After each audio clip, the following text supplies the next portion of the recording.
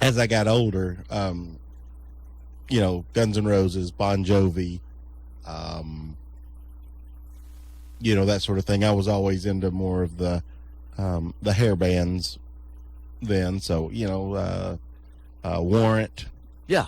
all those bands. Of course, Van Halen.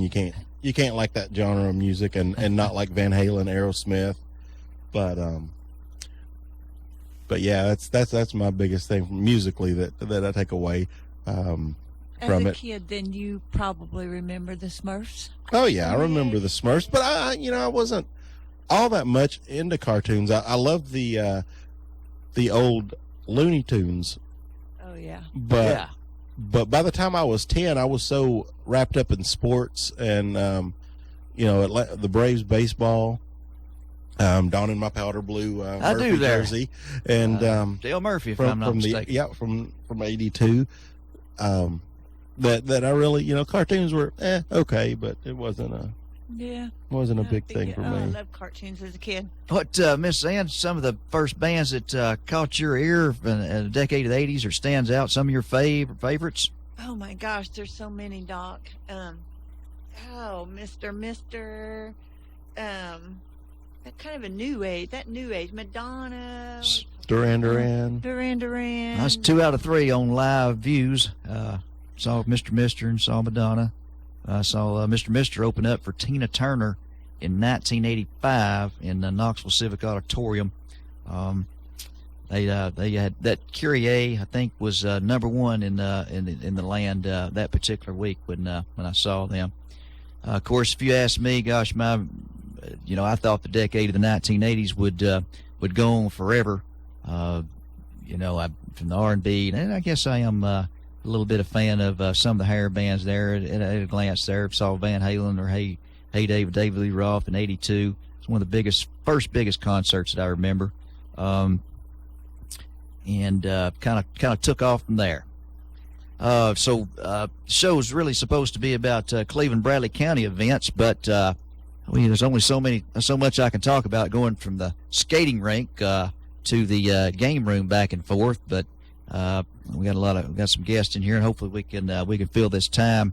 And I brought in my 1982 senior yearbook here with some of the ads that were in here just for no particular reason. And the first thing, do you guys remember the big in the 80s here, the Coca-Cola, the big 32-ounce glass bottle? They were a 6-pack. I don't remember those. Yeah. No. Yeah, the bottom was bad, about falling out of them. Some of the other Western Sizzling. You guys remember that restaurant by any chance? Western Sizzling? Yep, I at the location of what's currently Monterey. Monterey, is that it? Okay, I knew it was along that strip somewhere. Let's see, we could call them here and see if their phone number's still current. Some of the other businesses here, the clothing piece, we've touched on music there a little bit. Hickson's, did you guys ever, Hickson's, the old Cleveland Mall, Tommy, was it already defunct? No, I remember it, but never really went in there a whole lot. It was, I think and also talking about right next door to it, you may vaguely remember a game room, and my recollection is it was called Aladdin's Castle. It was a game room right next to it, had purple and black carpet in it. I do remember that. Do you remember that? 80s, of course. I was hitting the game rooms pretty hard back in the day there. Of course, Gondolier's got their ad in here, Cooper's Bookstore. Well, that was a staple here in Cleveland, Bradley County. And this very studio that we're in right here, those of you looking on the web, you can probably see over my shoulder here, Hobby Mart, Village Mall, 615-472-6561. What if we call them the phone ringing here? I bet it wouldn't, seeing as how 615 is now a Nashville area code. Oh, well, you did a good observation there. I did not even catch that. That's right, in our day there. Of course, 423 didn't come about until I think it was the late 80s. Oh, you're right. I had remember forgotten about that. Very good, Yeah. good. Of course, there's a competing radio station here. It looked like Q98, owner Roger Gupton. I don't really have, I may have had a sticker from that back in the day given out somewhere. Lakin's Jewelers, Parks Belk, which was located, my memory, right across from where we're sitting at here, at the Village Green Town Center. Wasn't it the bigger building here? I think that was Miller's. Maybe, yeah. Miller's there. Alfred's IGA out off of Highway 64 out going towards Polk County. On the right there, that thing changed hands a few times, but I remember when it opened up in the 80s was later Parkway, I believe, Parkway Grocery Store. It's been a lot of things. Yeah, I think it's a church now, maybe in a used car lot at one time as well. Here goes another one from the eating side, the Bonanza. It was located. It gives the address here is 2733 Keefe Street. Yeah, if we hurry, we can get over there and try them for their free salad bar with all adult meals there. That was located. My recollection was right inside the Cleveland Mall, very first business. Yeah, on the front side I do there. remember that. Hare Castle. I'm not sure if it still exists or not. 2120 Keefe Street. It moved after the Cleveland Mall shut down. Hare Castle moved into Bradley Square and was down on the Kmart end. It was the first, like if you walked out of Kmart and kept walking like you were going through the mall, it would have been the first one on the left, right beside Shoe Show. And that was there until probably, I think, late 90s. I remember that. And then it closed down. All right, moving on around the horn, Ken Harris Pharmacy. Is it still in existence? Is Ken still around? I don't know that one. Don't remember that one. Give address. I think it was off, Spring Place Plaza. Staple here, Captain D's. See some others here. Alpers Shoe Store. Alpers. It gives address here is 280 Ocoee Street. I want to say I've been in that store a few times back in the day. Griffith Kawasaki. Is it still in existence? Any of the motorcycles? Yeah, it is. It's right back here. Go down Inman Street and turn to the right there. I think isn't that Griffith's? I don't know. I have no idea. We'll call them here and see. I think they got their phone number listed here. Kawasaki Got you a call here. And motor sales there.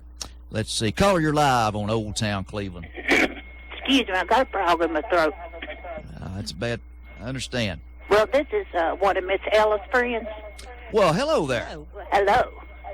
And I would like to, I have a memory I'd like to share. Well, sure. Thank you so much for calling in. Go right ahead. Okay. I'm not sure when it changed over, but I do remember when we only had to dial 5 numbers here in Cleveland, and our family phone number was 66312. Well, when our family would come from up north to visit, they couldn't believe it, and they thought we were lying. And then we had family and people from other states that when they would come down, they thought we were lying until they got here and seen it. And they couldn't believe that we only had to dial 5 numbers to get out. Wow, that's been a minute. I can remember my grandparents' rotary phone. We had one of them. Yes, sir, we did. Yeah, that was even in the 80s there, and I think there was remember the center of the phone. It had a piece of paper in it. It was a round cutout paper, and it would have the phone number. And I think theirs was actually GR-240. And I don't have any recollection of that actually working, but Well, what about that? Now, I do remember when we lived in Columbia, my daddy was in the Army. Okay, well, we moved here. I was born in the Army, actually, and then we moved to Columbia, South Carolina. But in Columbia, South Carolina, our phone number was AL49328, and it was a 2-party line. 2-party line. Now, I did, even in the 80s, our grandparents did have a party line there. And, it was always common courtesy not to listen in. And you never did listen in on your party line, folks, did you? No, I would have got a whooping with the belt. That's back when you could whip your children. You can't whip them no more, you go to jail. That's what I hear. But that's, It tells you in the Bible, steer your children right. But anyway, I have pictures of 64 Highway when it was only 2 lanes. We had family that owned a lot of property out there, and they lived on that 2 lanes. Right. After you go up the real steep hill, Uh-huh. it was not far after that. And I have pictures of the swinging bridge with my grandmother on there. Well, it don't really swing, but you know which bridge I'm talking about, that you walk across from one side to the other. And Yes, I do. there's a cable. I got pictures of my grandmother walking across through there. I got pictures my mother left us of family members that I wouldn't mind sharing, but someone said you don't get your pictures back, and I didn't know if you did or not. Oh, that's not nice. Not nice at all. Well, thank you for calling in and sharing those memories with us. And, yeah, you tell Miss Ella there, apparently you got a Miss Ella connection, longtime fan of Whoop Radio here, listener caller. I love her very much, Well, very good, hon. and I've never met the lady. And this is true. I only know her off the radio, but I did send her some gifts because some terrible things have happened to that lady. It sure has. So, Ask Pro Daddy about it. He'll tell you. I will. All right. Well, thank you for calling. We're going to try to take another call here shortly. I'm so sorry I overtalked. You're good. All right. Bye-bye. Thank you for calling in. Yes, ma'am. You're welcome there. Miss Ella, yeah, it's I've always told the story that somebody broke in her apartment over there off Parker Street or wherever, and they didn't steal anything, but it's alleged that they smashed her Whoop radio trophy and left undetected. Oh, And I think Fro Daddy had presence of mind to try to glue it back together. Call your live on Old Town Cleveland. Doctor had told me something about Griffin's Kawasaki shop. Yeah? It's no longer there now, but it used to be Ed Cycles, and Griffin's Kawasaki went out of business. Well, I guess they just they ran their course, made their millions, and that's the way that goes. Yeah, that's how it goes. And what I like to remember back in the 80s, I went to work for Matthews Food Company. They used to be right down from Pokey's on the right.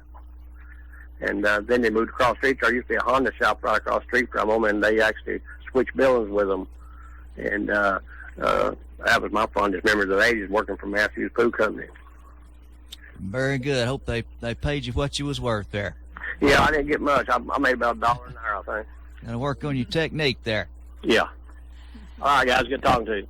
All right there, Mr. Bullet. All the research we put into this, and I'm stumbling around to get a hold of it. I think we were going through the ads there. Doc, Talk where's the beef? Do you remember that? slogans, yeah. Where's the beef where's there? the beef? Whatever happened? I think Miss Where's the Beef's done gone on to the big beef factory in the sky, hasn't she?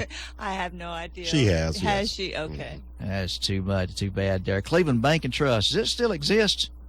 B&T Cleveland Bank and Trust, by the look on you guys, the Tommy over here, Medi Mart, Georgetown Road. Sound like one of these dock in a box things before that concept was really Town Square, Stewart Plaza.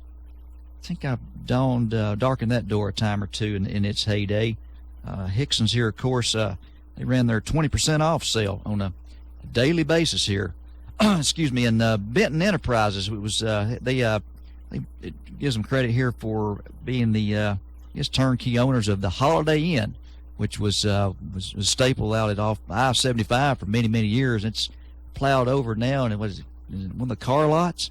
Have any recollection of the? Yeah, it was the it's now in the same area as the Toyota place. Of course, there was two Holiday Inns then. There was the one on top of the hill there on 25th Street as well. You're right. There was that one, and then the one out there off of 20th, exit 20.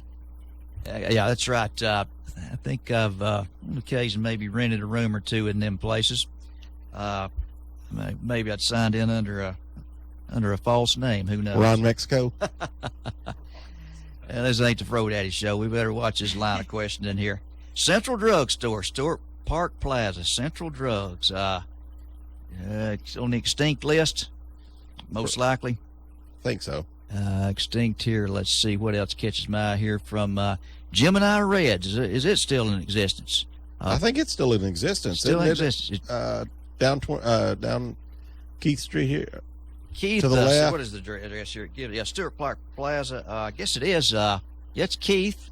I think I may have had a hair or two snipped in there back in the day there, and I knew some people that worked in there. I think it's in the same shopping center as the town square, isn't it? I believe so. Yeah, that is a little fuzzy right there. Of course, talking about the hangouts here, some of my show prep notes. So Tommy running the roads here, and then is being in high school and all. Where was the hangout for you? Restaurant type area. Restaurant type. The old Godfather's Pizza was good. Yeah, that's I was up on top of the hill where had a 5 or 6 year run. That building had been a few things, hadn't it? well, Godfather's Did was it that. become Gondoliers? No, Gondolier's been there for a long time. Godfather's was, I think, where the life care. That's my recollection. Kind of on a hill. Yeah, up on the hill there, across from Cleveland High School, and of course, Shoney's, the old Shoney's building, across from there. Yes. So that was that, and of course, if not going there, you went to Pizza Hut after a ball game. Pizza Hut there, yeah. They never did. They didn't order up a pitcher over there, did they? No, I was a little too young for that. Something I wouldn't know nothing about there either. Nah. But yeah, okay. Well, the '80s crowd there. I mean, I can remember many times. The Hardee's was the hangout there, the cruising up and down, and I guess I was ahead of my time. I always thought that there should be some way for each car to be able to communicate with each other, like how are you doing? And in my heyday there, the '80s running the roads, you had to ask, have you seen somebody? Have they been here? Will you see it? If you see them, will you tell them I asked about them? Or you got to go find a pay phone. And here it is, the year 2016. I mean, it's instant. The communication. Can you imagine the? Is that an advantage or disadvantage? Would we have been in more trouble back then? What do you think, Miss Ann? Oh no. You wouldn't have been well, I don't know about that. Wouldn't have Maybe been. we would. In today's youth. What do we got there, Mr. Intern? I'm just saying, like, considering today's youth, it might have affected the. I don't know. I think cell phones and texting and social media, it brings out, what's the word I'm looking for? It's a lot easier to talk to somebody now than it was when we were in school. I mean, you know what I mean? I mean, the whole dating thing and the whole. Oh yeah, you don't have to take and flip the footballs across the room to, Yeah. to the boy sitting over there. He thought was cute. Yeah. Yeah, and you're up. Yep. I can remember being up there and using that payphone to call up there on the Hardee's lot, make calls, see if anybody's coming out. Or But don't you wish you had, if not cell phones, but at least digital photography back then, to where you could be snapping pictures, when you were sitting out, or when you were cruising 25th to Keith, and that whole L-shaped loop. If you had a lot more pictures. I mean, back in the day of photos and film cameras, you got 24 shots at it. Then you got to go you got to go take you got to go take them, get them developed. So How many of those old canisters of film that you have? Do you have? I know I do, Doc. That you have never developed, and you. and the little black Yes, the little cans, plastic with the gray cap on it. Mhm. Yeah, my dad he hoarded those up for many years, and then he got in a rut of having one at a time develop. Expense wouldn't be too bad on him, and we do have some of those. I may actually have some in my collection here today. And I actually have gotten, you talked about, Tommy, there, the Instamatic cameras. Of course, my generation went through Polaroid, as I've got a few Polaroids over here. yeah. I think they're a novelty item. Maybe I think is Miss Ann, your research over there, does it give No, that shows the disposable camera. disposable. Came out in the 80s. Yeah. disposable there. My And- grandmother still uses those. Got you there. A connection with Polaroid from the 80s to now. They've actually got a thing now called, I think it's called a Polaroid Zip. Yeah. And it's a printer about the size, about that size, a little bit bigger than an iPhone 6 Plus. Okay. That it's connected by Bluetooth, and it's kind of like your next generation Polaroid camera. You can take a picture with your phone and then send it to that printer, and it print out. And it's no ink or anything like that. It uses the paper similar to what they used with the Polaroids, to where it just prints out. I guess all the chemicals are on the paper. Yeah. Wow. However they do it. My daughter's got That's one of interesting. those, and I hadn't heard of that. I hadn't seen that. it's needed. They retail, I think, right around $130 range. Huh. Phone. Learn something new. Awesome. Good deal. What technology we have today. Caller, you're live on Old Town Cleveland. Well, good morning, and God bless all, and Morning. morning show, and quick fix because I'm driving. I heard you mentioned Godfather's Pizza. Now, did he not move that right down the street on the right, going into the old Cleveland Mall? That building, I'm sure he did. There's a building down there that's got trees going up through the roof of it. If you go into the old Cleveland Mall, where Roses was. Roses. Well, there's another one right there I'd forgotten about. Yeah. Hey, caller, I'm not real sure if Mr. Godfather picked up and moved to that location. I'll trust your memory. Not Godfather. I'm talking about the what's his name that set up all this Medicare stuff. Life Care. Yeah, Life Care. Preston. They got the Cleveland Mall, and I believe he moved it down there. Yeah. So that's just somebody probably knows more than I do, but I seem like that's it. The same Godfather's building that was up there. I believe he moved it down there and used it. It's got a roof with trees going up in it, so it's good enough. But anyway, there'll be somebody call in and say, he didn't know what he's talking about. Anyway. We're good, caller. So you from Cleveland, Bradley County here? Yeah, well, since 6'5". I believe that qualifies. Yeah, it qualifies north a little bit. So, and I enjoy your show, and take care, and I want to keep listening. Very good. Thank you so much. Thank you, man. Just like that. You're listening to Old Town Cleveland here, Whoop 99.9 FM on the World Wide Web at WOOPFM.com. You do not hear the monotone voice of one Ron Moore and his lovely wife Debbie. They are taking a well-deserved R&R. What I think Ron probably loves wrestling more than, would you say, any other sport? Yes, I would say so. Yeah, he got excellent supporter of Cleveland Bradley County sports, and I'm sure he's. I don't know, football would give it a run for its money, but yeah, I think Ron is even. I think the wrestling scene is a little bit more even for him than football is. Yeah, he's got it down to the weight there, to the match. I mean, football for him, it's great, but it's also a time for him to get out, socialize, and eat good old concession stand hot dogs. For the wrestling now, it's all about the match. All about the match, pound for pound there. Voices you're hearing here are Tommy in the studio, and Miss Ann and Mr. Intern. He is from a different generation over there, sporting his Bear.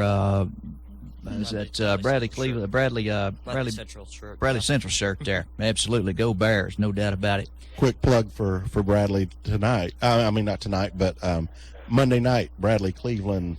Another installment of that great series at Bradley High School. Girls games 6 o'clock.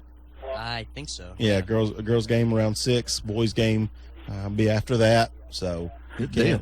Get out and see that. That's from 2 weeks ago when the snow or the threat of snow got the game canceled. So they're making that up. Caller, you're live on Old Town Cleveland. Hello, this is Miss Ellis Brent again. I want to tell you something, Dr. Hollywood, and you will remember this. Test me. Okay, where our only mall was, back years ago where Roses was, Yeah. which is like Care Center. Uh-huh. Now, my mother managed Rose's restaurant. I have all the pictures. I can show you this. That's right. It had a little restaurant in it. I'd forgotten about that. Her name was Frances Beasley. Uh-huh. Okay, we was on our way to work, and I worked for my mother then. Some of my sisters did too. We was on our way to work there one morning. Well, the police had it all roped off and wouldn't let us in. Told us to go eat and come back in 2 hours. That's what we did. Yeah. We come back. You know that little game room you're talking about? Yes. Okay, you know that little hallway? There was 2 doors. There was a hallway right outside of Rose's in the Yep. game room. Yeah, and it led out to there's some dumpsters right outside of it there. Correct. Mm-hmm. Well, How would I know that? Well, let me tell you what happened. There was the cleanup man in there, and he was murdered. Wow. These 2 guys that used to work in the game room, I do not remember their name, they still had keys to that place, and they went through that whole mall. You can prove this by the police department. They beat that man up and down that hall. He begged for his life. Heavens. Yes, there was blood everywhere.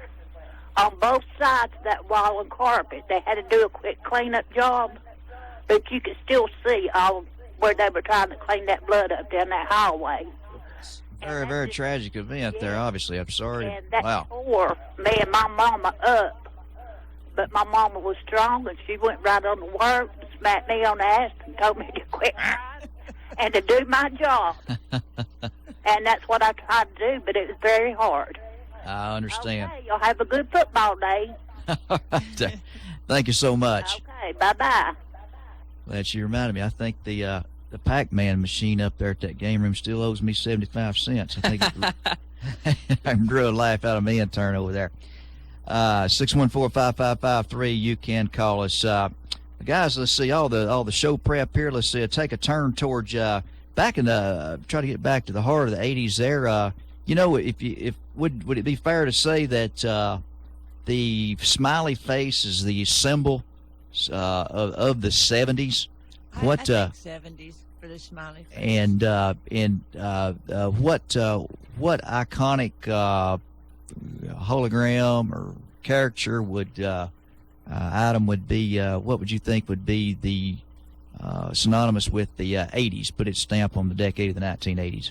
The Back to the Future logo. That back to Yeah. an MTV. Or Ghostbusters. actually, I probably. like hers better. The MTV logo. The MTV. yeah. MTV there. 1981. Yes. Was it August 1st, 1981? The Bugles, radio killed the video star. Radio killed the video. Video Video killed. killed the I got radio it right. star. Bugaloos, or is it Bugaloos? Something like that, actually. Yeah, it was heard That was back when MTV actually played music. I know, right? Music television played music. It's funny because like Bugles. on like I saw a Twitter post. I think it was a Twitter post, and this guy was like MTV, like, why don't you guys play music anymore? Like, aren't you guys called music television? It's like they replied apparently with, wake up at not wake up at 3, but like at 3 in the morning we do it. And the guy's like, I am not waking up at 3 in the morning just to hear music. Yeah. I could just use a radio for that, or something along those lines. I remember. Oh yeah. I mean, I remember. Go ahead, get your call there. Caller, you're live on Old Town Cleveland. Hey guys, enjoy your show a lot.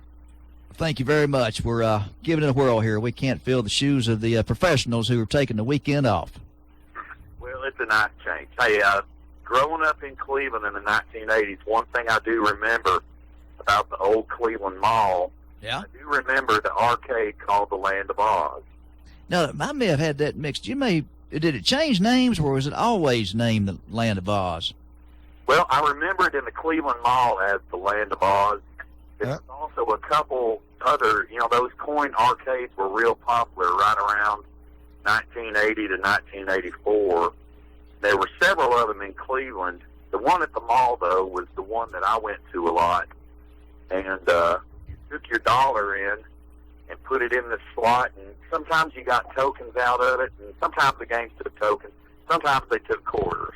Right. But the thing I remember about it was there was kind of a maybe an unwritten rule that if somebody was playing the game you wanted to play, you went up and set your quarter down, and that meant I'm next. And it was just that's just kind of a etiquette, if there's such thing in a coin arcade. Yeah.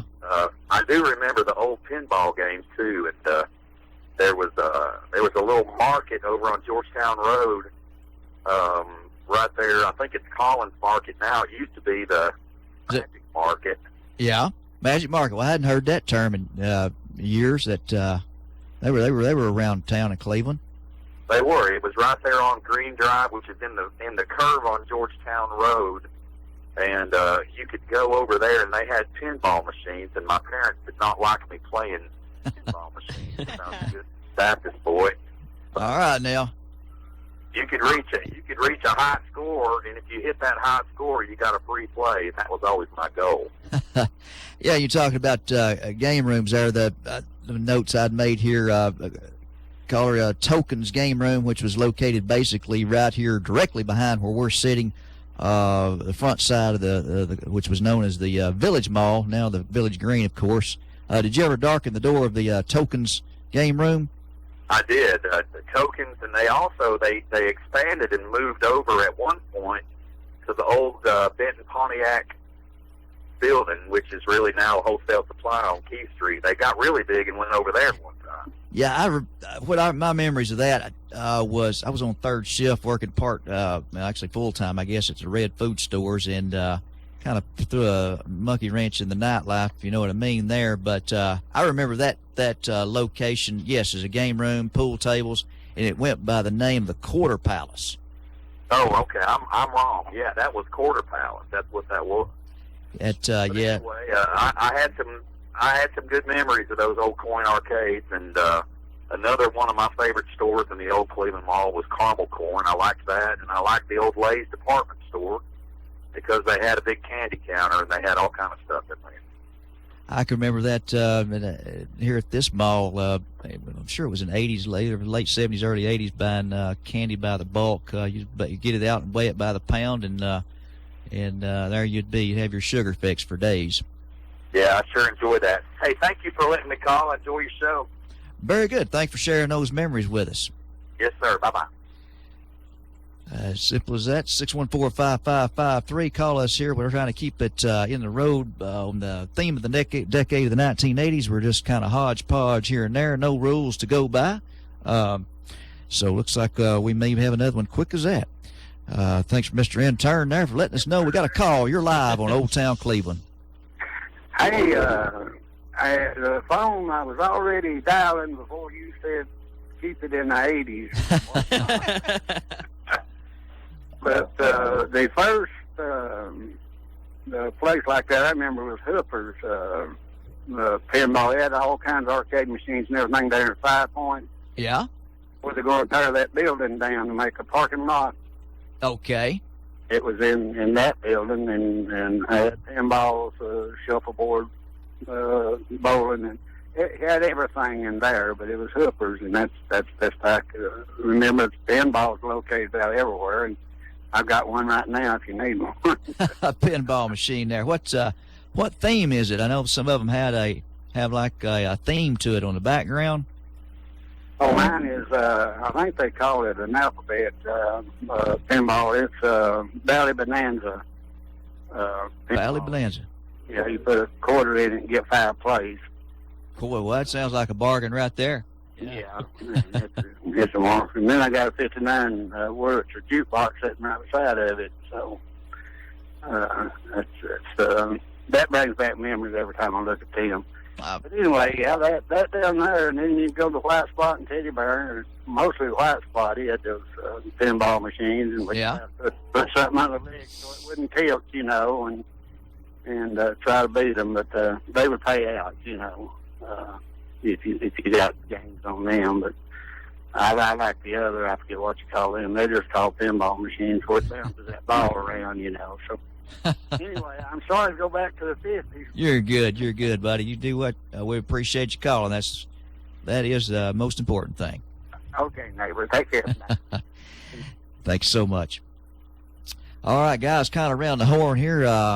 Anything else over there? 80s, we were talking about the, I guess what stamps, the 80s, we thought the MTV logo, anything. Movies. How about movies? Oh, y'all hadn't touched much on the movies here. Oh, yeah, There's, a lot of good movies. There's Ghostbusters, and that's a good movie right there. Ghostbusters, Tommy, any, no. Yeah, I'm sorry, Doc.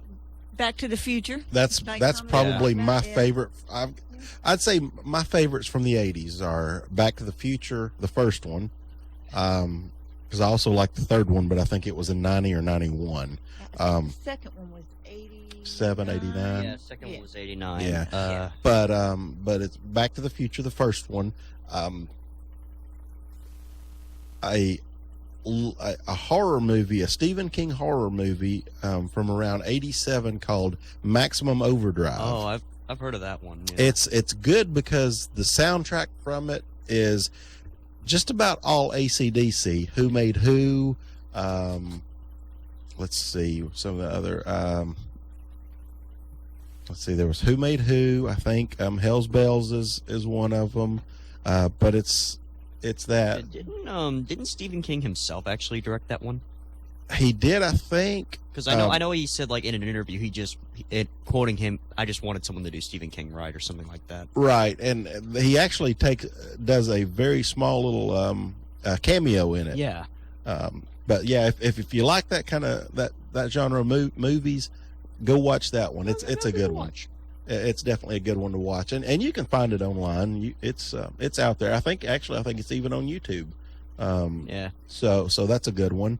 Let's see, I know that you're a fan of the Smokey and the Bandit series. Right, but Oh, yeah. I didn't want to bring that one up because the first one, was 77, so that's a little bit before. But another one I loved was, and this is very much, if you watch this one, you get a really good picture of the 80s, and that's Karate Kid, the very first one. Yeah, I've only really seen the remake, to be honest. But No, you need to go back and watch I that do. one. I do need to though. There's a lot of movies I need to see. I mean, it from the it's set in Southern California, and from everything from the way they dress, the teenagers lingo and everything. I mean, it's just, it's the heart of the 80s right there, and it was made in 84. That's one of my favorites. I'm amazed we kind of went this long without mentioning it. I read it on that came out in stuttering a lot.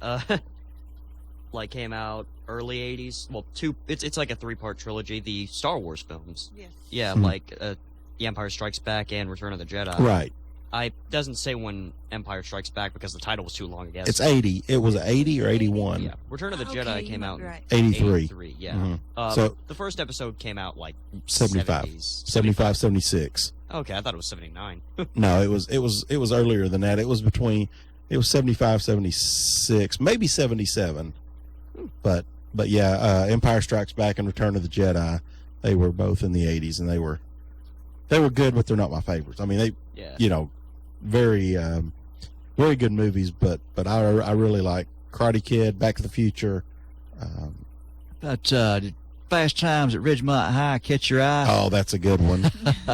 Major League, I love that. That's from a baseball standpoint. It doesn't get much better than Major League and Field of Dreams. What you got over there, Miss Ann, on 80s movies? Any sleepers over there on your research? Clint movies. Yeah. Clint. Pale Rider. I think it's Pale Rider. Yeah, it's Came Pale out in Rider. 1986. 86, okay, yeah. 85. Sorry, don't have my glasses on. That happens. In the decade of the 80s, and that's what we're trying to do right here. I'm going to attempt to go off air and keep in theme with the way that Ron and Debbie run the show and do a quick sponsor of the shows here, the station in general. Who knows? We may never come back, but we're going to give it a whirl there. I think we may have another in studio guest here popping in. I'll let Mr. Intern, let my good man Ray here have a seat over there when Certainly. we come back, and we're going to make an attempt to try to do a little commercial, and we'll be right back on here very, very shortly. Thank you so much for listening, and we hope we can get this ad on here, and just like that, we're going to go with it anyway. Check Check into cash. The cash you need today is waiting for you at Check into Cash.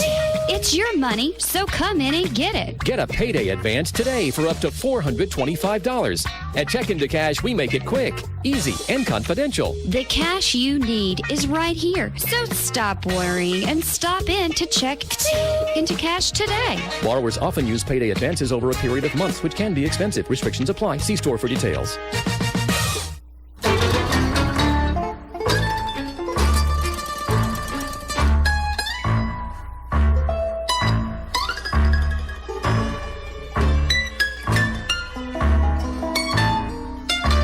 I run my fingers through her blackish, blondish hair. Look into her brown blue eyes and touch her skin so dark and bare.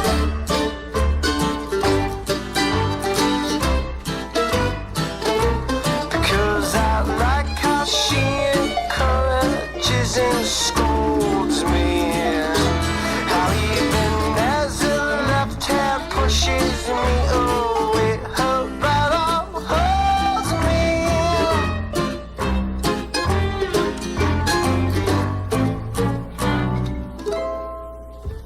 It's nice to know she's always waiting for me at the dead ends. Guess I need a little love from every little square of my sweet little patchwork girlfriend. Oh, my sweet little patchwork girlfriend.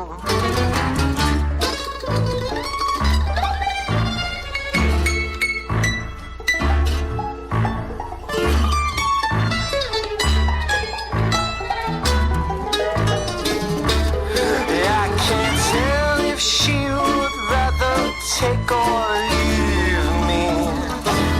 And I'm not sure what I'm saying, but I'm sure I want her to believe me.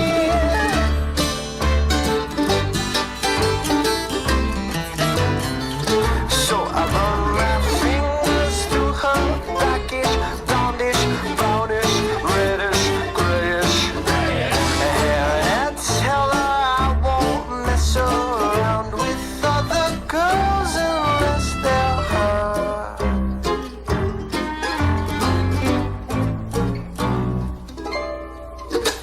It's nice to know she's always waiting for me at the dead ends.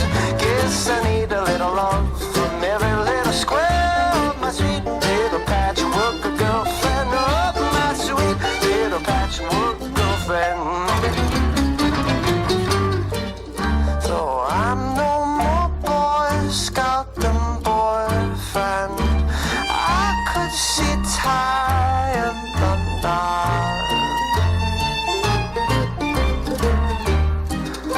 Instead, it's my hands that are tired because that'd be against the law, even in Utah. It's nice to know she's always waiting for me at the dead ends. Yes, I need a little love from every little square of my sweet little patchwork girlfriend. She's anywhere I could ever go, and no I'll start a dead end. It could take me away from, couldn't bring me back to my sweet little patchwork girlfriend. Oh, my bitter big patchwork girlfriend. Oh, my sweet little patchwork girlfriend.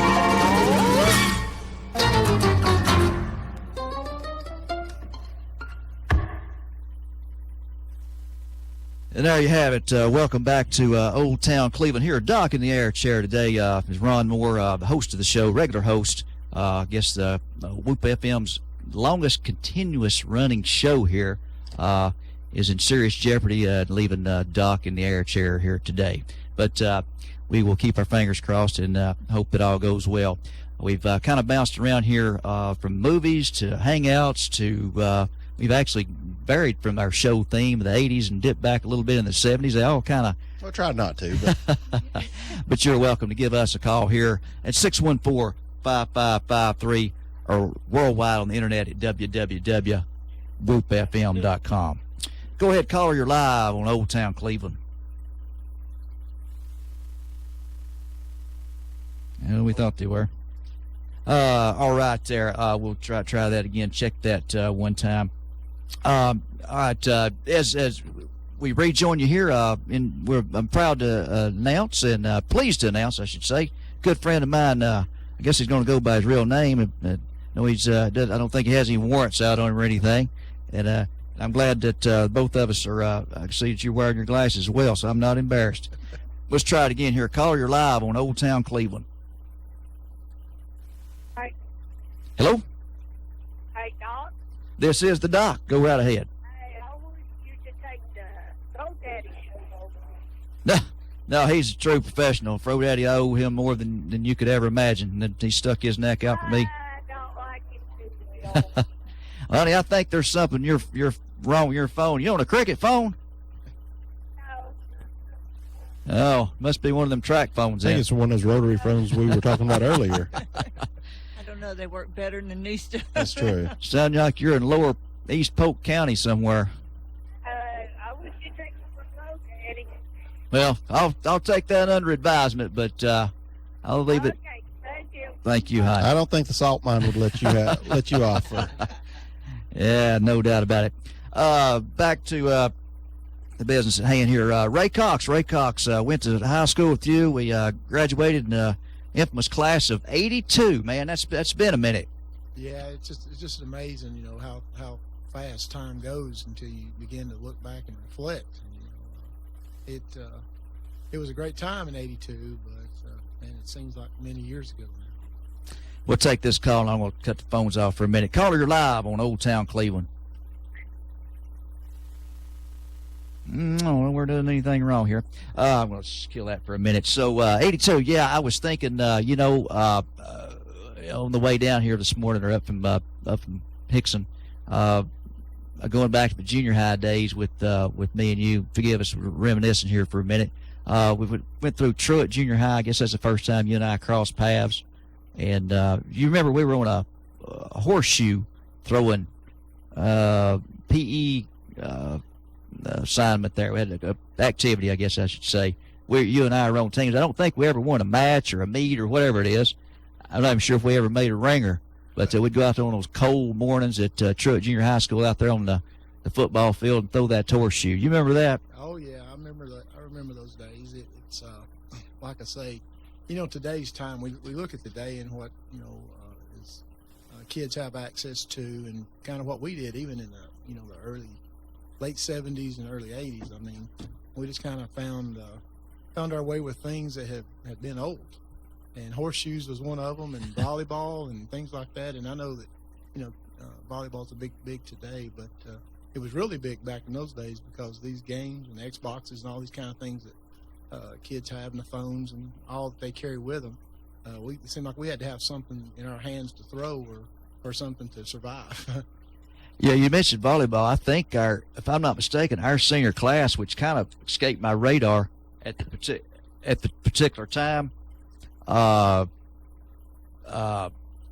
the state championship, I believe, in '82, and I can't remember. Forgive me, I can't remember any of the players on it. I'm not sure if it would have been '82 if Jody Adams was a sophomore or freshman or anything like that. I can't remember. It seemed like I heard she was on the teams. Do you have any memories of any of the girls on that team? I don't. I think Miss Clemens was the volleyball coach at that time, but I believe you're right. They did win the state in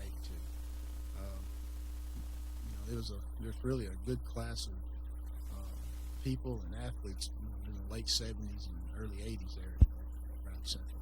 Yeah, I'll probably may get you to pull that just a hair closer there. We'll get the sound across here. Speaking of '82, yeah, of course, you and I reminisced the other night on the phone there. Your senior year, our senior year, the Bear basketball team, I guess, men's and women's, boys and girls, did make it to the state tournament over there. Murfreesboro, I guess it was Murfreesboro, MTSU, was it Monty Hale Arena, maybe, and of course you played on that outstanding team that, my recollection, we played on the road at Shelbyville, defeated a good Shelbyville team. And I want to say we lost a game prior to that in the sub-state maybe, or whatever they call it, to put us in a position where we had to go on the road and had to win that game to go into the state tournament.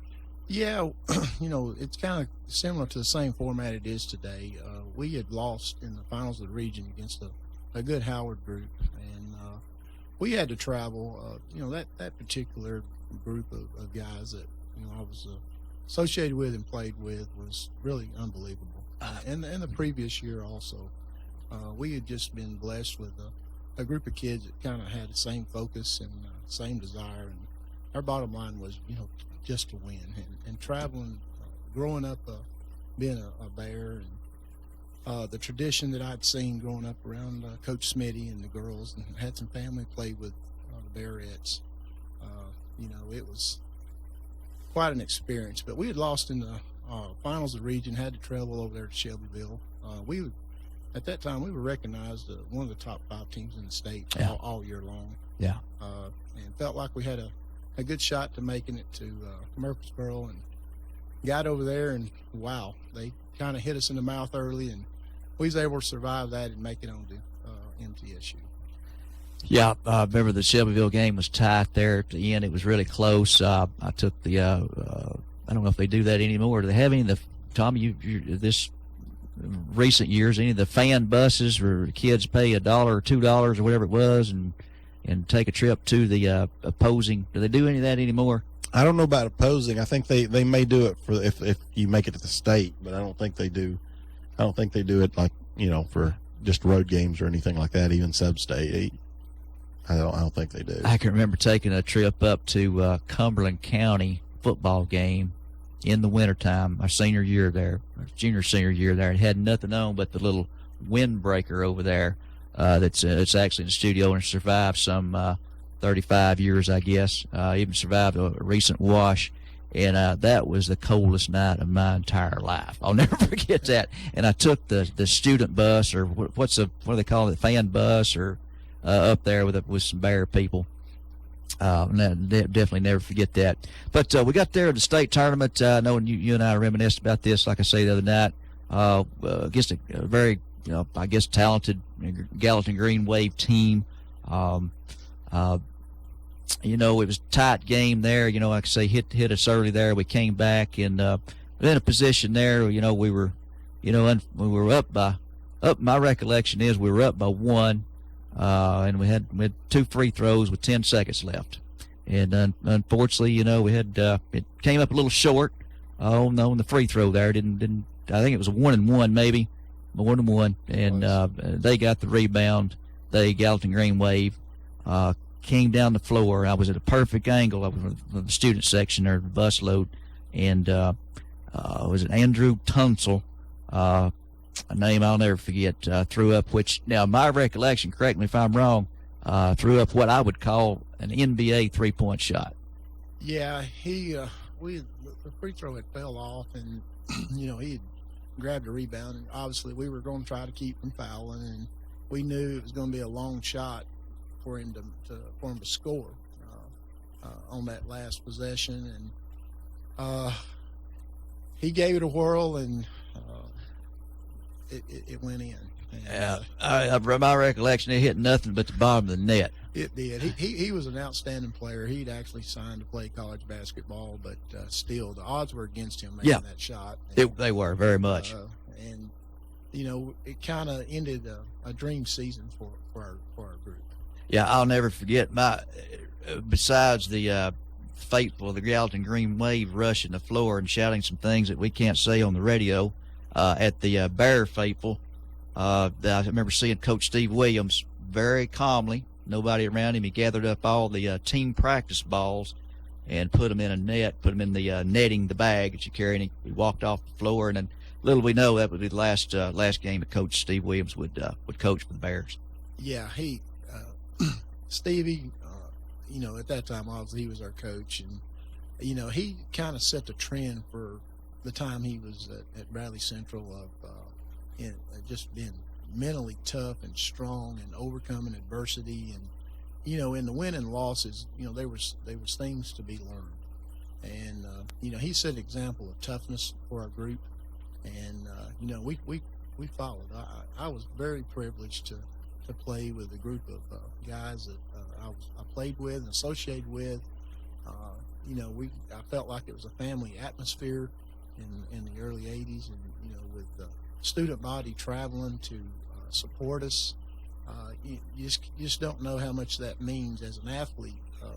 When you put a lot of time and effort in the weight room and dedicating your time to be successful, you represent way more than yourself. You represent your school and your community, and I remember those days. They let us out with some patrol cars, and it was just really made us feel like deserving to be able to travel over there and play. And then the facility itself was super. It was just a super experience for us. We going in, we were really confident that we really believed that we had a chance to bring home that gold ball. Yeah. But we played those teams in some summer games and some preseason scrimmages, and just really kind of tuck it to them. So we knew we had something, being able to compete with some of the better teams in the state. And Stevie had scheduled, I guess, what he felt like was some of the best teams that we could play. And we grew as the season went, and it was just a fantastic season, in 1981 and 82. We kind of fell out early in 81, had a great group of guys with a lot of talent, and we just came up just a little short. We really felt like that we had a state tournament, not only a state tournament team, but one that could compete also for that gold ball. So it was in the late 70s, early 80s, and Bradley Central was blessed with just a great group of people, not just the athletes, but as everyone in that student body was very supportive of the athletics. And I don't know if they just wasn't so much to do, and that's what was left, but they showed their support, and it was a tremendous feeling to walk out and play in front of your peers. Very good, very good. And Tommy, your dealings with our time in the Bear baseball, anything compare? What was your biggest moment? I know it dips probably into the 90s. Yeah, it was 90s, but still, in 93 going to the state championship, that was a special time. I mean, we weren't supposed to be there, and we weren't supposed to make it out of the district really. During the regular season, Cleveland beat us twice. 10-run ruled us both times on back-to-back days, and then we got hot toward the end of the season, and we got to beat them for the district championship. Then we got to beat them again for the region championship, go on to Cleveland State to play. We were playing our home games at Cleveland State at the time. Was that the game where the guy hit, I can't call it, Zavalder, and hit the home run? And missed home plate. Home plate. Big size 15 shoe misses home plate. No, isn't it? There's no way he missed. I was at that game, and my recollection of that was he hit it dead center field, and it cleared the fence by 20, 30 feet. I mean, it was. That's the longest I've ever seen a high school kid hit a baseball. They say that you might know this name, Kenny Hooper hit one at Cleveland. I believe it was some 40 or 50 feet up.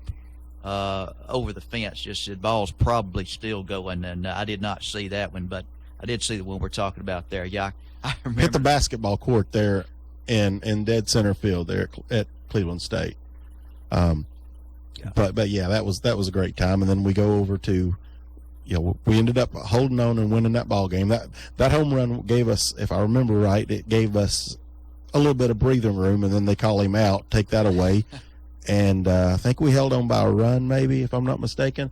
And then we go over to Murfreesboro. We won the first game, and then we lost two. But we finished third in the state, and that was a fun time. Have you had a chance to see Gary Owenby's new book yet? I have not. I've heard a lot of really good comments about it, and all the work he put in that. They say it's a fantastic book and piece that he's been able to put together. It is. I got a chance to spend about 15-20 minutes flipping through it the other night on our Good Sports show, and yeah, it's detailed with not only scores. I mean, it's great for that, for a reference book, but it's also got stories in it and breakdowns of every season. And so it's definitely something that, if you get a chance, you should pick up. It's $20, and I think he's giving all the proceeds to Bradley Central Athletics, if I'm not mistaken.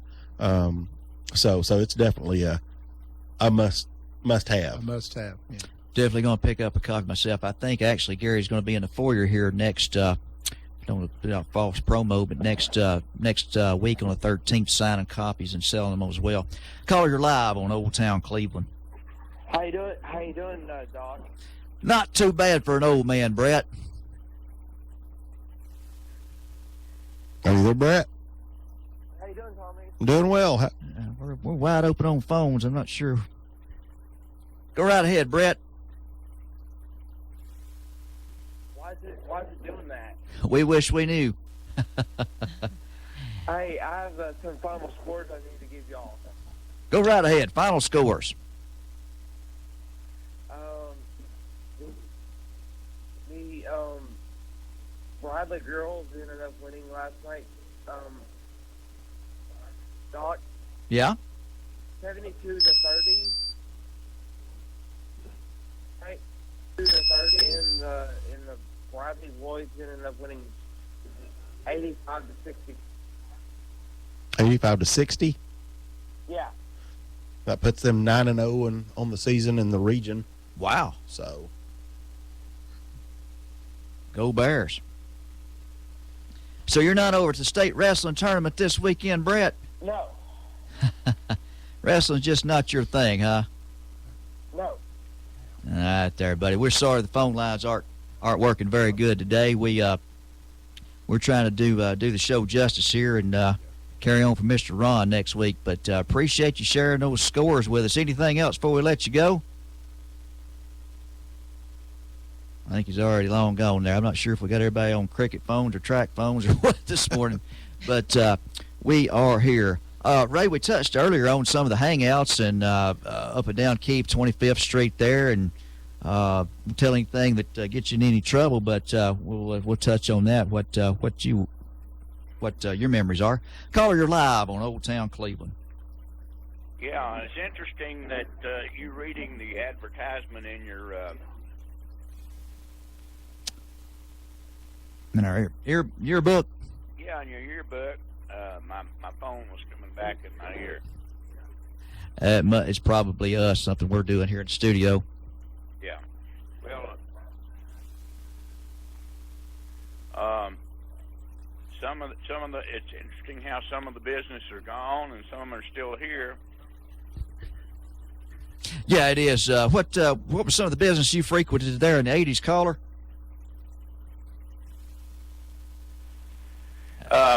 Well, I was going to tell you that Town Squire is still in business and Central Drug still in business. Oh, really? Well, I had them all rode off here.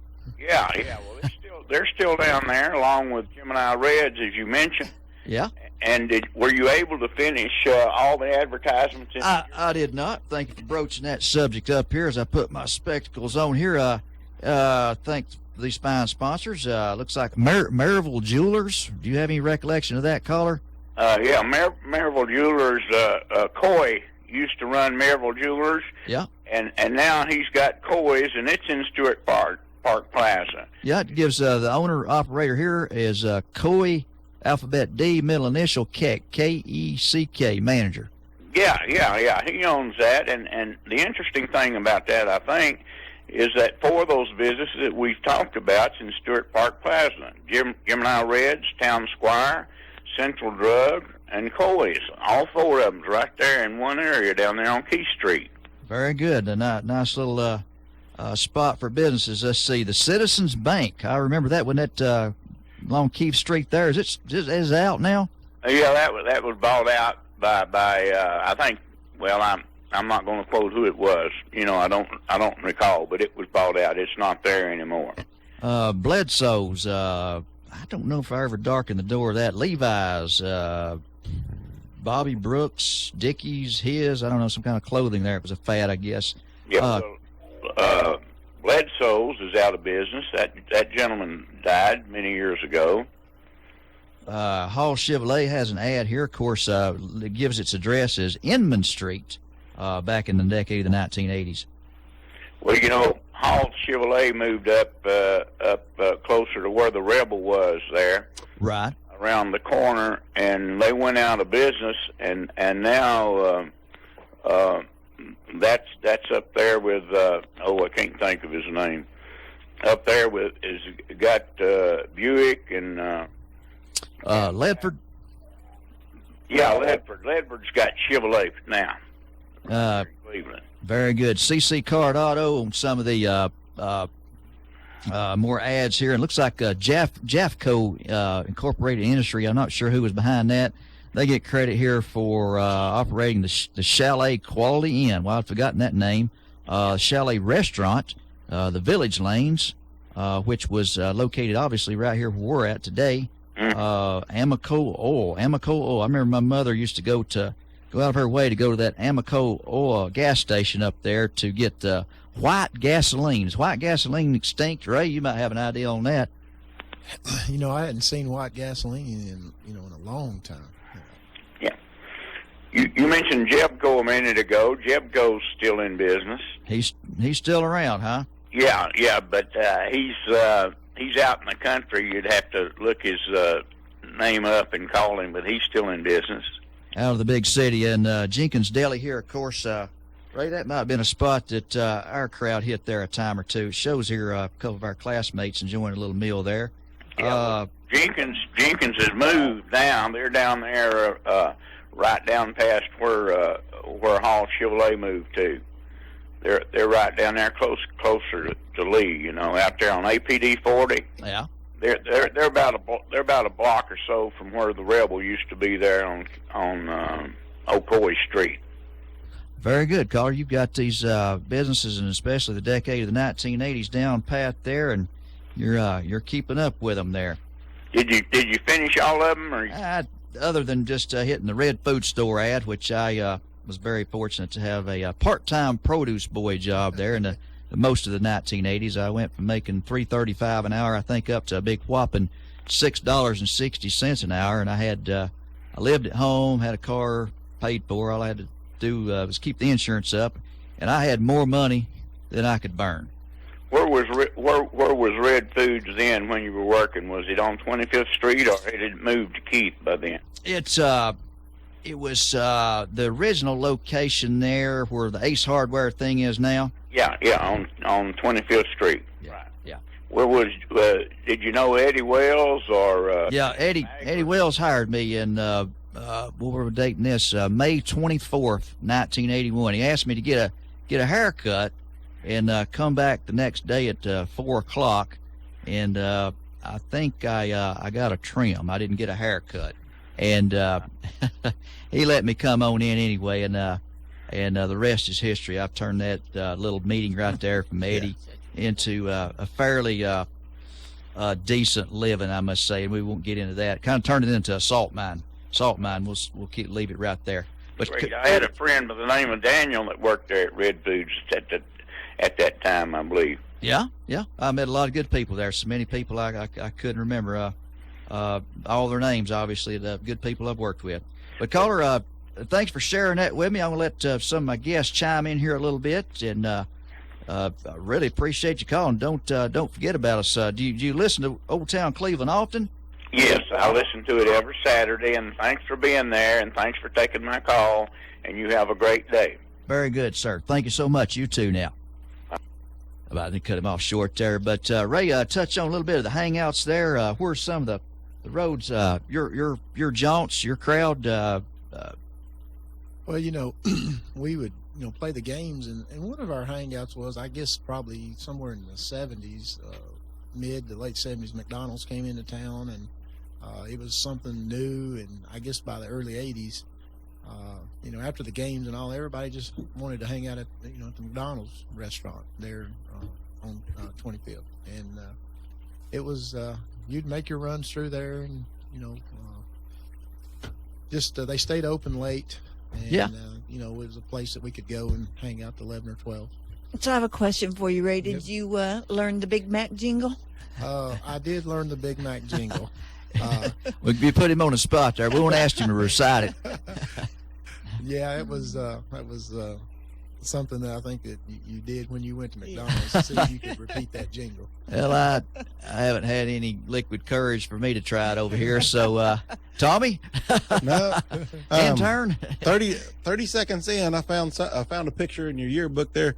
Would never fly today. Well, you know, that is ironic that actually you bring that up. There's another photo in there. It was Bill McClure. Remember them guys that ran around with those squirt guns for about 2 weeks? I wasn't in that round rim there. I must say, clean that up a little bit.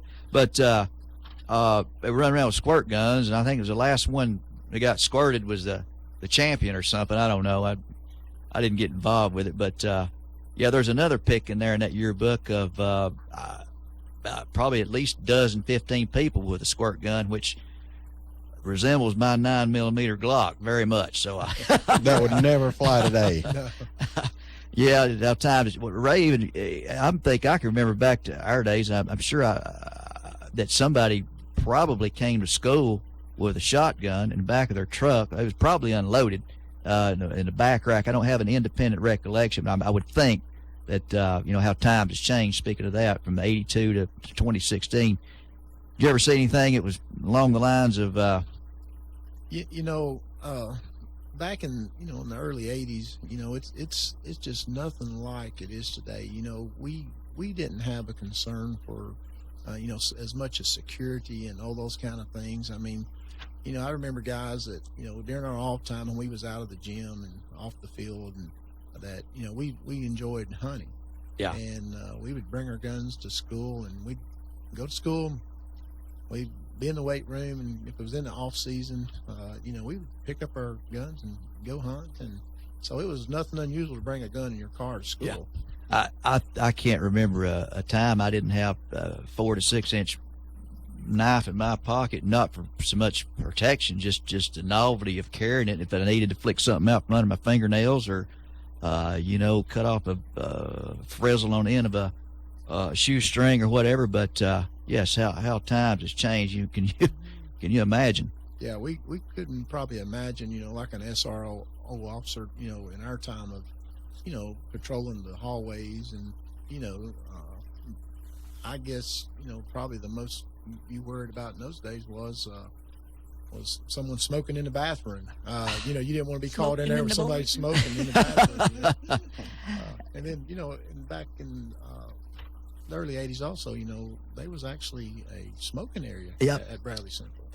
It was, yeah. That's pretty bizarre. I know it's Mr. Intern, you're out at you're still at Bradley now. It would freak you out to see about 100 people out chugging on a cigarette for.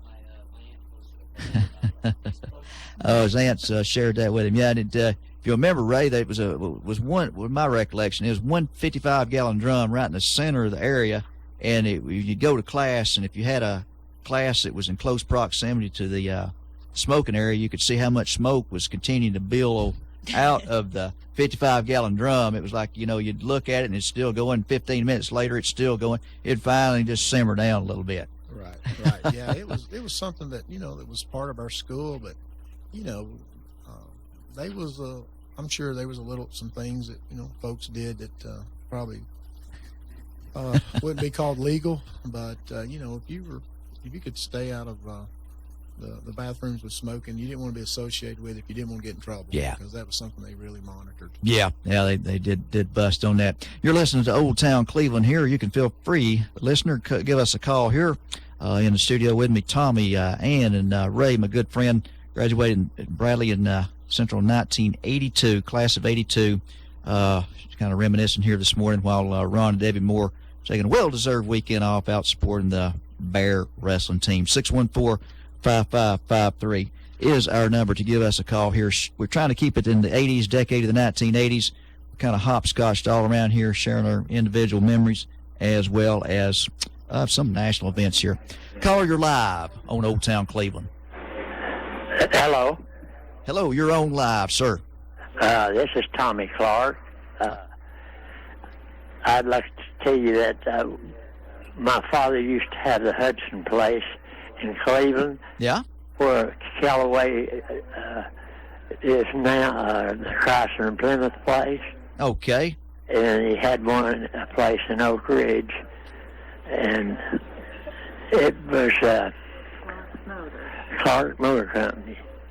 Was its heyday in the decade of the 1980s by any chance? In the 80s? No, this was back more in the 50s. This is back more in the 50s or 60s. Very, very good there. You from Cleveland, Bradley County caller? Yes, I am. You been here all my life. Oh, very good there. So my father built that building that had it built down there where the Chrysler and Plymouth place is. And well, so tell me, being in the car business, what was what did you have? What was your favorite car? I should say in the 1980s. Any particular model, make, model comes to mind? Hudson Hornet. Hudson Hornet in the 1980s. Yeah. I think that escaped my radar there. Remember the Vegas, the Camaros, the Pintos. Pinto. Oh yeah, Pintos. Watch out for the exploding gas tanker. I think that was rigged.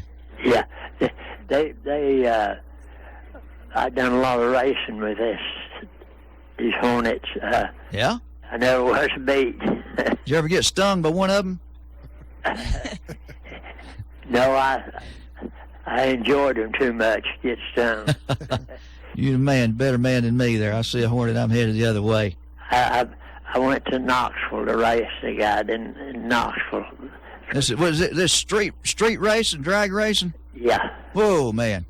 Yeah, we don't try this at home, kids. This is for true professionals. Keep your pants up and stay in school. Yeah, that's it. All right, well, caller, thank you for sharing that memory with us there this morning. The Go Hornets. But you know, some of the cars today have what those cars had back in them then. How about engine-wise, horsepower? Step-down design. Yeah. And system. Set in a minute. Our system. And okay. They have a lot of things back now. Then they put in these newer cars. It's unreal. Before their time. All right. Well, thank you very much for calling in here on Old Town Cleveland. I hope you call back next week when the real professionals are in here. Okay, buddy. Thank you for sharing that with me. Go Hornets. Tommy, cars, we haven't touched much on that here in our last 20 minutes of show. Cars of the 1980s. Ray? Either one chime in there? Well, my first one was a 1984 Z28 Camaro, black with T-tops. Man, I loved that car. You loved it. Let's take this one more. I think caller, you still on the line here? Hey, Doc. Go right ahead. Hey, Doc, I want to ask you, when you coming back on the air for the show?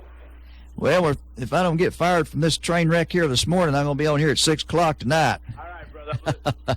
Thank you, buddy. We'll look forward to hearing from you then. Thanks, Doc. All right, buddy. All right, so you were saying your first car, favorite car was my first one was an 84 Z28 Camaro. I got it in 92. Yeah. And I had it for 3 or 4 years, and it was it was very similar to that one. Actually, it was just like that one, except it was black. Black with the gold trim.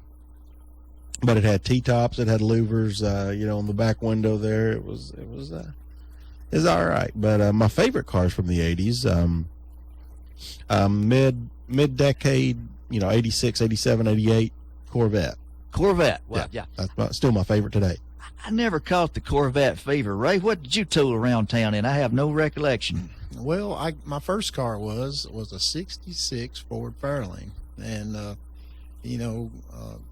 I guess my dad, when I grew up, he just made me responsible for buying my own car. And I'll be honest with you, that was about all I could afford. And I actually worked a part-time job at it was a restaurant, steakhouse in town at that time called Bonanza. I remember that, yeah. And paid for that car. And then I wanted to upgrade, and I went to a 74 Monte Carlo.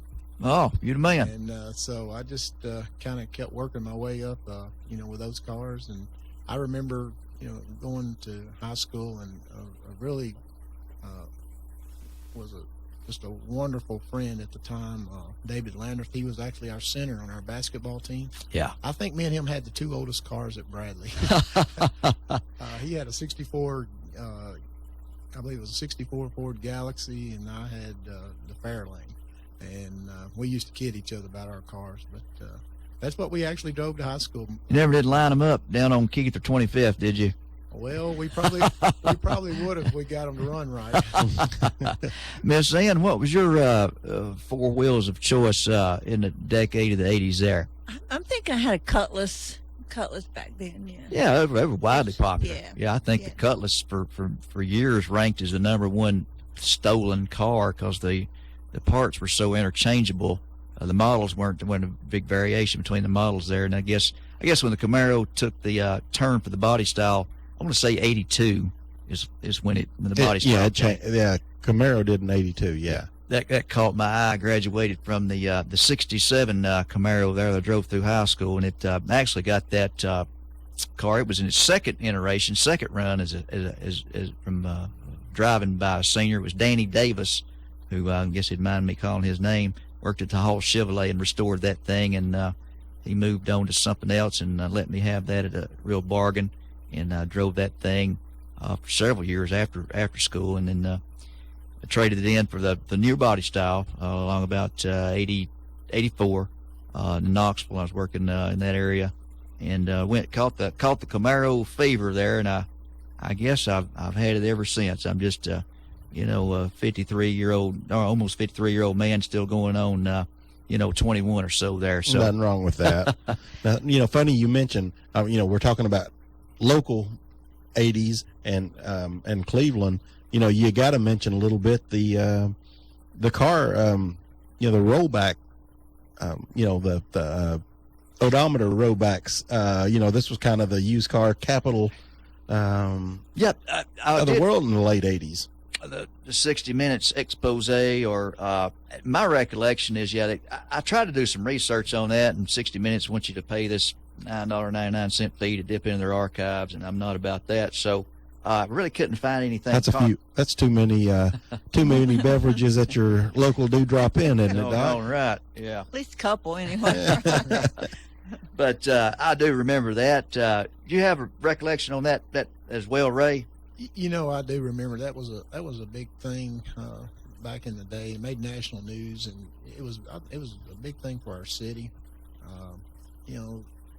It really, I guess, brought to light a lot of things in the used car business and how things were done, and it was a tough time. I think the used cars in our city at that time kind of took a hit in the surrounding area just because of the national publicity that was associated with it.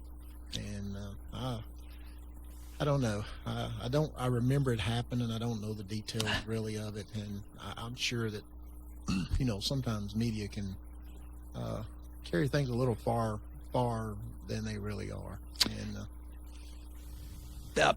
I remember maybe a couple of the guys went to prison, and maybe somebody even took their own life as a result of the scandal there and all. That was my memories of it. And also talking about the infamous, not necessarily here in Cleveland, Bradley County, but the neighboring county, Polk County, the date May 27th, 1983 at 10:15 a.m. Where were you? May 27th, I was probably... I was 83. I was probably still in school, but I do remember what you're talking about, the illegal fireworks explosion. And I think I might have been home because I remember us hearing the explosion. And we lived out, and my parents still do, but we lived out about a half mile from the Polk County line, out 64 there. And so, well within ear range of that. I think I was working at the Red Food Store that day. I cannot honestly say that I heard anything. I remember just the several hours after that, you don't have the media contacts like we do today. about that. I'm pretty sure I was working that day. Actually, I know I was. 11 deaths. I think one of the guys pled guilty, maybe did a 10-year term over that thing. Unbelievable. Did you know of anybody out that way, Ray, or anything associated with that catastrophe? No, I just know it was a horrible accident. I remember what I was doing that day when I got word of it. It was probably a couple hours after, the explosion had taken place, and my dad had actually worked with some folks that were there, and they was absent from work, and he had known some of them, and it was just it was awful of what took place that day. Very much, very, very tragedy. Other news events, I'm sure they're escaping us here. Some of it kind of runs together with some of the 1970s. But you're listening to Old Town Cleveland. 614-555-3 is our number, and we got a caller. No, you got to put it back on. Oh, my bad. Yeah, there you go. Cut it off there for our monologue for a minute. Doc here filling in for Ron, taking a well-deserved week off and weekend off, I must say there. We've kind of touched around. We've hit somewhat of cars, movies, music. Ray, what, I guess before we move on here, caller, you're live on Old Town Cleveland. Hey, bud. I was just sitting here listening to you. I was thinking about MC Hedrick's grocery store over there on Wildwood and Dalton Pike. Yeah, eventually that, my recollection, that turned into Red Food Stores. Yeah, but now I think it's some kind of drugstore or something. I haven't been down Dalton Pike in many moon. Yeah, what about Don's Food Basket? You remember them? There was one of them over there on in 6th Ward, and there was another one out there on Dalton Pike, right there in the sharp curve right there. There was 2 Don's Food Baskets. I do remember that. I remember the one on Dalton Pike there. Yeah, I used to go in there on occasion. Yes, I do. Don, he was turnkey operator, wasn't he, in the stores working? Yeah, he was in there every day working. I remember you could go in there and get them barbecue sandwiches, 10 for $10. 10 for $1. 10 for $1. They still got them. I'm getting them close to lunchtime. Yeah, I don't believe we can find another one of them. And then I don't want to take much of your time, but then you were talking about that explosion in '83. I was in Cleveland, in East Cleveland, over there, and felt the concussion from that. Wow, that's that was bad. I mean, you can go up there now on that. I think it's Welcome Valley Road, and there's still a big old indentation in the ground there. Really? That I did not know. Yeah. Wow. I think Ron was working part-time in the reserves or sheriff's department at the time, and he wound up working the gate out there, trying to keep out media and people that didn't need to be around on that thing. It has a lot of first-hand recollection of that site as well. I remember a police officer that went up there that day from Cleveland to help him out, and he said he was in Vietnam. He said he'd never seen nothing like that before. Wow, very good caller. Well, thank you for sharing that with us. Thanks for calling in here on Old Town Cleveland. Check them next week there. Where, like I say, when the real pros are here. Good deal. Thank you so much, buddy. There you have it. I'll probably just hold the phones here. We'll chit-chat here the last 10, 12 minutes of the show. I think Arnold was going to try to call in. Arnold's going to try to give us a call. Our good friend on Good Sports Radio Show, which airs most every Thursday night, unless... we try. We don't have a quorum here. I'll invite Ray to call in sometime. Maybe even sit in with us once. We'll have a segment on all things Bear. Well, I'm wanting to do, now that football's winding down, next week we're going to talk, of course, Super Bowl with local Manning, Peyton Manning, possibly his last game. So I'm sure that will take up a lot of time. But I want us to do a show maybe in late February, early March about Bradley basketball, Bradley Cleveland matchups. Maybe we're going to even do an all-decade team. If you want to get that, go ahead. I think it is. Caller live on Old Town Cleveland. Hey, Doc, you forgot to call it the Green Hornet. Got you there. Check. Yeah, I know 2 people. Pee Wee Burns and his sister got blew up in that. Heavens. Well, yeah, very, very unfortunate, tragic national news event as well. All right, brother. Thank you there. But yeah, we're going to do, we're planning on talking Bradley basketball, and maybe even, Bradley football, of course. That dominates us in August July through November. But we're, wanting to do a kind of a show about Bradley basketball. You got that book. We got that book now to reference a lot of stuff that we might not remember or might have been before our time. But I'd like to do like an all-decade team, And so yeah, if you want to come in one, get with us, and we could definitely use you to chime in with us. Well, I appreciate that. I, grew up around Bradley basketball all my life, and growing up, the Bearettes were kind of the thing to watch. Yeah. And Coach Smitty, he had set a great example for young kids and young ladies wanting to play for him. And I kind of grew up around Tracy Dixon was my first cousin, and I actually traveled with the Bearettes as a young boy. Wow. And I'd go to summer camps with them and watch them play. And Coach Smitty, being able to him still be there when I went to high school there meant a lot, because he's legendary. Yeah. Caller, you're live on Old Town Cleveland. Hey guys, how's it going? We're holding up pretty good here, we think. You think? We're going to toss a coin here. Heads, it's good. Tails, it's not. Oh, okay. Well, if we got that kind of show going on, you never know what's going to happen. What's on your mind today, sir? Well, you was talking about the bomb or the fireworks explosion. I was actually working at the courthouse at that time, and the floor actually shook in the courthouse. Whoa, that thing's a block of granite there for sure. Cleveland, Bradley County Courthouse. Wow. Yes, sir. Yeah. I sat there thinking there's an earthquake. Really? That strong? Yeah. I must have been in the cooler hunting a case of lettuce or something at the Red Food Stores. I don't know how I missed that. You were probably in a case, but I don't know if it was a case of lettuce. You were touching the floor more than likely.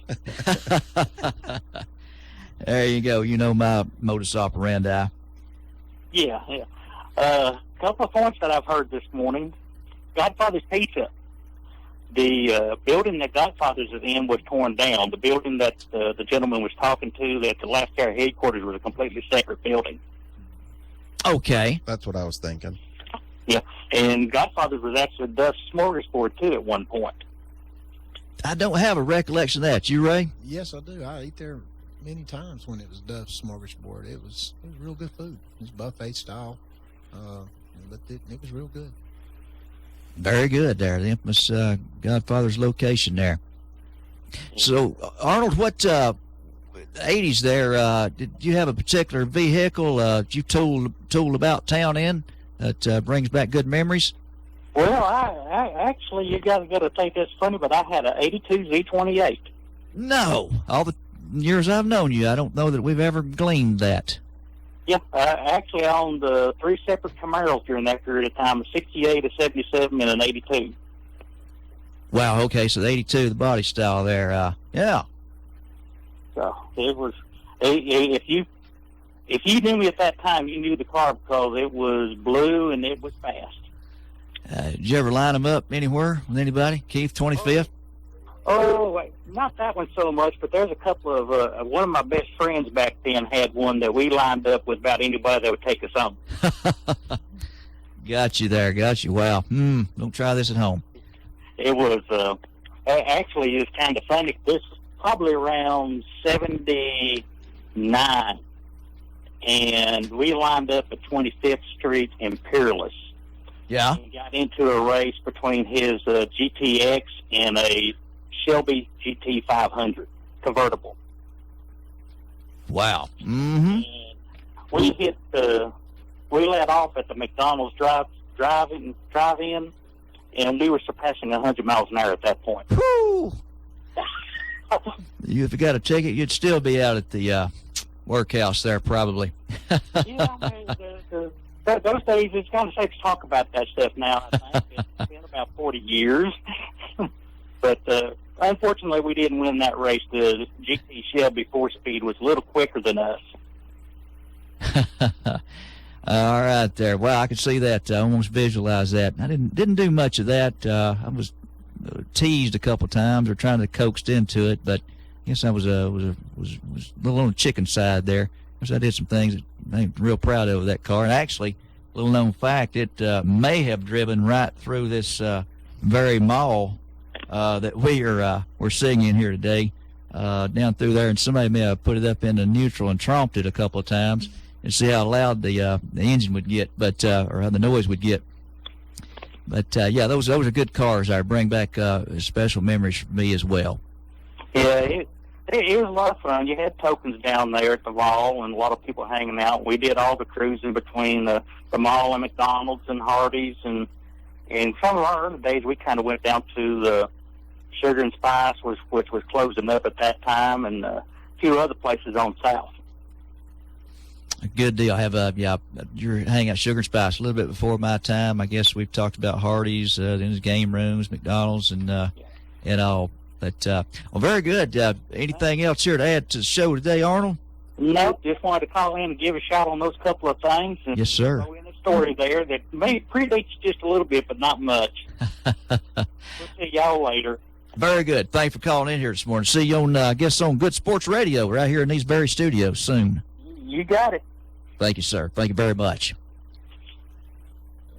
Give you a chance to chime in there much, but I lost my train of thought here. Let's see. Going away here, Miss Ann, I had a little bit of something for you to add here if you're able to, talking about, we've compared a little bit this morning about the generation of 1980s to can you see that as well? Is that print big enough there? The things that are different from one generation to the next.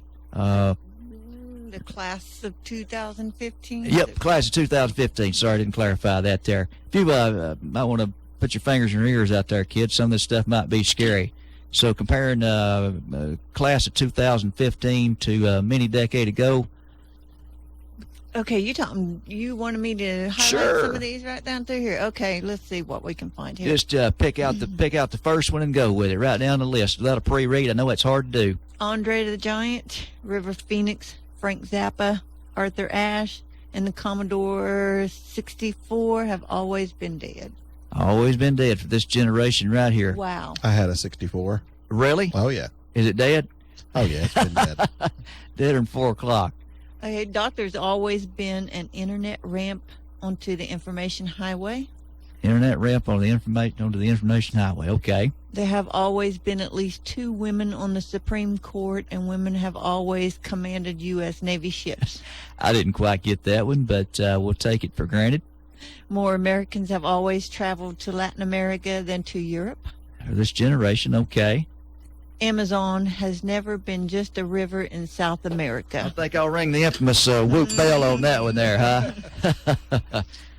Life has always been like a box of chocolates. All right, there you go, another bell ringer. John Wayne Bobbitt has always slept with one eye open. I think that gets 2 bell ring or 3 there. All right, Nell. Video games have always had ratings. That's funny, y'all talking about video games earlier. You know, no ratings, so. Video games always had, that's a good thing, I guess. The Rocky Horror Picture Show has always been available on TV. There you go. Faux Christmas trees have always outsold real ones. Oh, okay. Fake I still hate fake. I still hate fake Christmas trees. We have one every year, but I hate them. Grown-ups have always been arguing about health care policy. Righty. Moderate amounts of red wine and baby aspirin have always been thought good for the heart. That's a good one, yeah. Keyword there is moderate, Doc. Oh, Sears has never sold anything out of a big book that could also serve as a doorstop. Oh, how many had to look forward? And tell me, it may have been. I loved, October, November when you got the big wish book. I think is what they called it.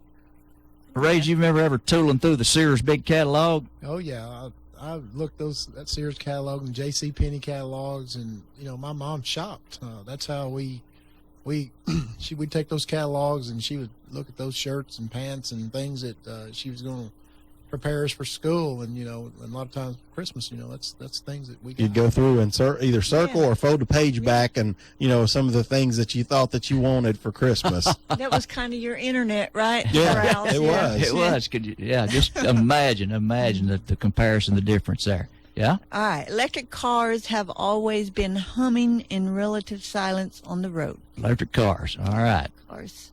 Some of them have been inspired to actually cook by watching the Food Channel. Somebody's been inspired to cook by watching the Food Channel. There's not crazy. There's not a dish in my house, so Mr. Fast Food King here. All right. They've often broken up with their significant others via texting, Facebook, or MySpace. Yeah, I've been victim of one of those three there, myself there. Yeah, going to greener pastures. Their parents sort of remember Woolworths as this store that used to be downtown. Parents still sort of remember Woolworths. Well, I didn't touch much on the actual business here at the mall, but Woolworths, and I guess Woolworths, Kresge's. Kresge's was here in the Village Mall or Village Green. Kresge's there. Mm-hmm. Anything else on the list over there? Yeah, we've got just a few more. Frazier, Sam, Woody, Rebecca have never cheerfully frequented a bar in Boston during prime time. They missed out, right? Cheers. I didn't quite catch the Cheers fever, but no, but I like Night Court. Night Court. That was my favorite. That was good one, yeah. Nurses have always been in short supply. Refugees and prisoners have always been housed by the U.S. government as Guantanamo. It's all enough to make those of a certain age feel suddenly old. And that's what you've been listening to here this morning is Old Town Cleveland. Doc filled in here, hopefully admirably. Listen to playback. Maybe it's not as bad as I think it was. And thank you so much to the callers who called in today on live of 614-5553, and you hit us on the internet as well. Thank you so much. We overkilled the studio here. It'll take me an hour probably to clean up all my mess. Mrs. Ann, I may have to wind up paying you a fee or buying you lunch here. Always I hope you carry it. Always over prepare here. But Real Pros will be in next week. Tommy, any parting words for you to make your escape? Thank you so much for coming in. No, my thing about the 80s, I remember I grew up a Braves fan when being a Braves fan wasn't so good. My favorite player was Dale Murphy. Still is my favorite player of all time. One or two home runs short of 400? Yeah, 2 home runs short of 400. One of only 2 players not in the Hall of Fame that has won back-to-back MVP awards, 1982 and 83. Yeah. The other one would be a guy named Roger Maris. Wow. 61 and 62. Those are the only 2 players in the Hall of Fame that aren't in the Hall of Fame that won back-to-back MVPs. So just a little sports, my section of the show there, but a little sports tidbit for you. Slice of the 80s there. And yes, well, very good. I don't know if you want to hang around for a photo op here, a quick one or not, but if you need to get on the road, that's fine as well. They hold it over here a little bit. And, well, Miss Ann, any parting words about the decade of the 1980s? Hope it was worth coming down this morning. Yeah, well, I guess the best thing for me about the 80s, and this is a mama's thing, it was the birth of my son. Very good. Yeah. Just ring the bell on that. Mm-hmm. Made his mama proud. And I guess the worst thing would be the assassination of John Lennon.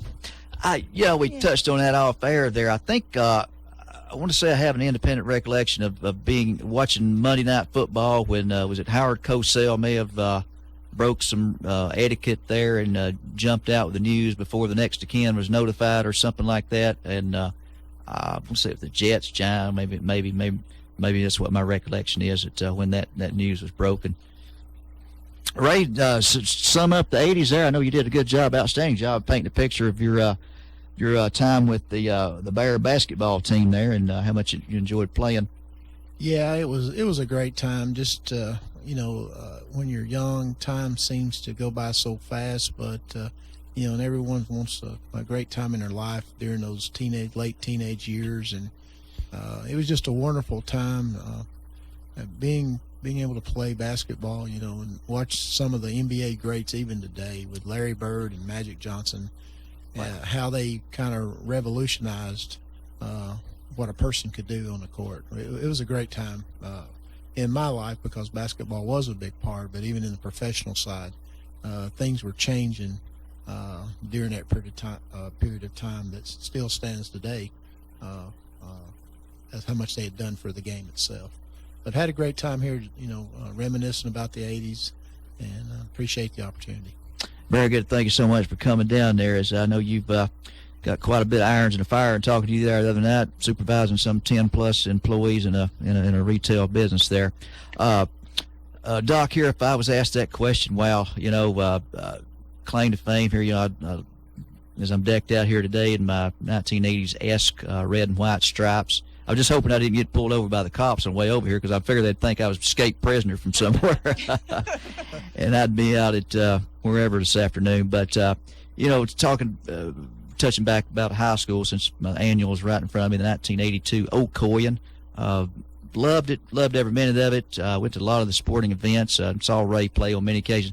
Don't be fooled here, guys and gals, listener land. Ray could bring it there. He wasn't just a player. He wasn't just on the team. He was Bear basketball. He would go get them out there, and it was bring on the next foe, FOE. And I remember it vividly, very well. And of course, I never missed a day. My claim to fame, and I've kind of always held it against the administration. Unfortunately, up there at Bradley at the time, I never missed a day of high school. 10th, 11th, 12th.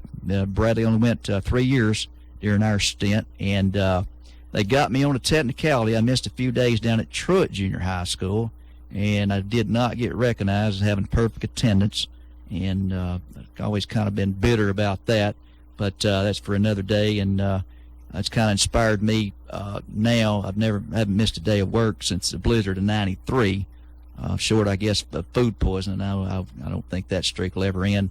And having talking about sports, and Ray, you touched on there, met Cal Ripken Jr.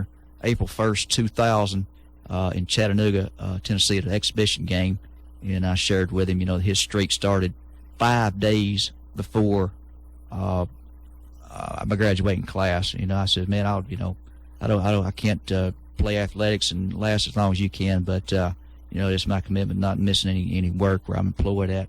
He didn't have much to say about it, but it was a nice little pleasant meeting there with him. The 80s, thought that those days would go on forever. I always thought that Hart and Bon Jovi and Rick Springfield, Van Halen, all those guys were always going to be down at the UTC Roundhouse, a short 30 miles down the interstate. I always thought those days were going to last forever, and I'm probably thankful that got out of it. Some parts of it, I was living and not doing anything illegal, but just out on the cutting edge there. That's for sure. And I'm still above Green's grass today. And as I look over our annual here, I can't think of some of our classmates that are not here. And I see a picture of David Landreth, he was Bear basketball too. I guess the leader of the team there. We went to the state in '82. Unfortunately, has gone on. Very fortunate to be here. I could rattle on. Hope it made any sense there. But thank you so much for listening to Old Town Cleveland here. A little bit into Chinese overtime here. Ron, with special thanks to Ron and Debbie Moore for allowing us to chime in here this afternoon, or this morning, I should say. Went on into the afternoon there. The Real Pros will be on next week. Listen to the Doc Show perhaps later on if you get a chance at 6 p.m. Maybe I'll be making some sense and I'll be awake by then. But thank you so much. I wish we had the Old Town Cleveland theme to play here, but I can't find it on the system. As I close every show, Katniss, you may be gone but not forgotten. Tuck Hollywood saying so long. If you need a little green, Lending Frog is making deals. He'll lend you cash on any kind of wheels. Borrow just a little, or you can borrow big. Lending Frog is a new financial gig. It's hip to hop into cash. LendingFrog.com is making a splash. Dig it, dig it. Dig it, dig it.